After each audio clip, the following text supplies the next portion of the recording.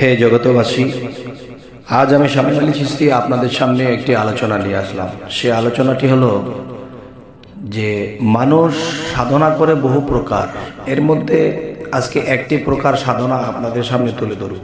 সেই সাধনাটি হলো সূর্য সাধনা। এবং এই সূর্য সাধনা যারা সাকসেস করেছে তাদের কি হয়েছে, তাদের দ্বারা কি কারামত ঘটেছে, তো এই সম্পর্কে আপনাদের সামনে একটু আলোচনা করব।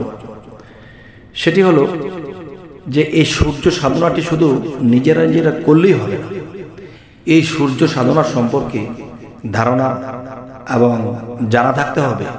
একজন মুর্শিদ, কামেল মুর্শিদের কাছে গেলে তিনি এই সূর্য সাধনাটি দিবেন এবং সেই সূর্য সাধনাটি করার নিয়ম কানুন তিনি অবশ্যই দিয়ে দেবেন।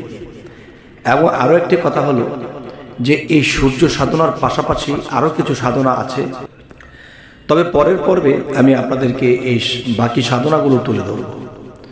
তো সূর্য সাধনা যারা করে, এই করার আগে কিছু কথা আছে কোরআনের আলোকে, বা কিছু কিছু বিষয় আছে যে গুরুর কিছু বাক্য, এই কথাগুলো বলে সূর্য সাধনা করতে হবে।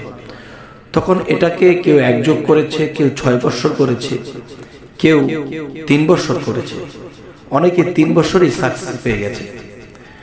তো প্রথমত যে সাধনার যে বিষয়টি, সেই বিষয়টি হলো মানুষ যখন দেখা যায় একটা কিছু যে একদিকে দৃষ্টি দিয়েছেন, এখন দেখা যায় মানুষের হাতে যদি একটা করাত থাকে, সেই করাত দিয়ে যে কাঠ কাটে, আবার দেখা গেছে গাছ কাটে।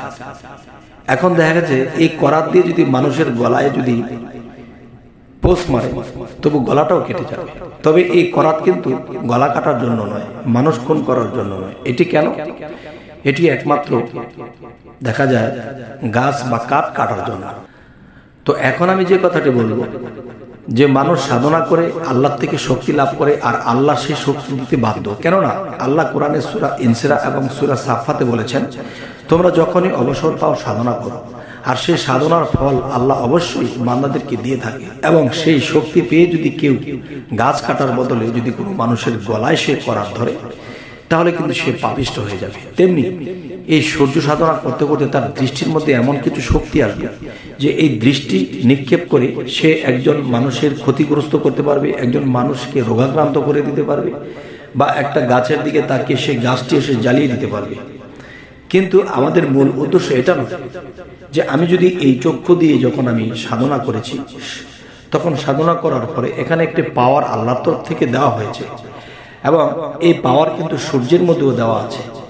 তো সেই পাওয়ারটি যখন একজন মানুষ কামাই করে, তখন এই চক্ষু দিয়ে যদি একটা মানুষের দিকে সুদৃষ্টি দেয়, কোনো রোগী ভালো হয়ে যায়।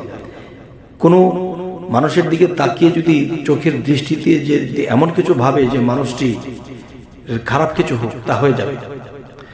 এবং এই দৃষ্টি দিয়ে বহু মানুষের উপকার করতে পারে।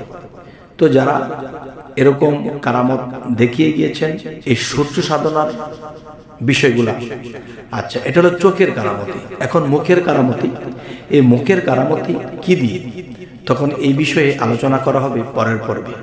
তো আজ এ বলে রাখবো, সকলে ভালো থাকবেন। আল্লাহ হাফিজ।